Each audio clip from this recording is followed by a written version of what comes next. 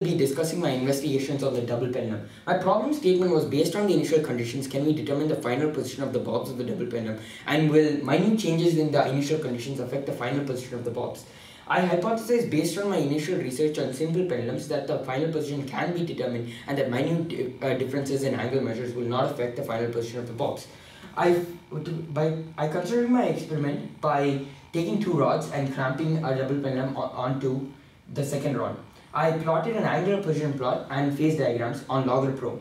Angular position plot is basically plotting the first angle theta 1 on the x-axis and the second angle theta 2 on the y-axis. And I did this by using some basic trigonometry.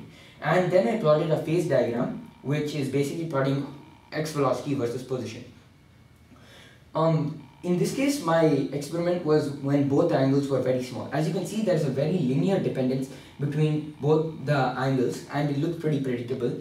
And whereas when we get to cases where the angles get slightly larger, close to 30 degrees, we see that the shapes get more and more complex. I just want to point out that the phase diagram in a simple pendulum looks very circular by the laws of simple harmonic motion.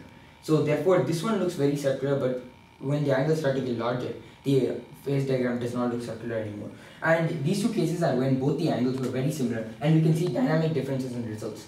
So for small angles, we can see that the plots look very generic and predictable, but as angles get larger and larger, the geometry of the attractors get more and more complex. So therefore, this shows signs of chaotic behavior.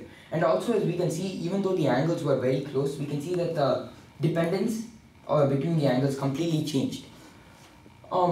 So this shows that my hypothesis was wrong. There are many practical applications of this project, and one is in the field of celestial mechanics. Thanks.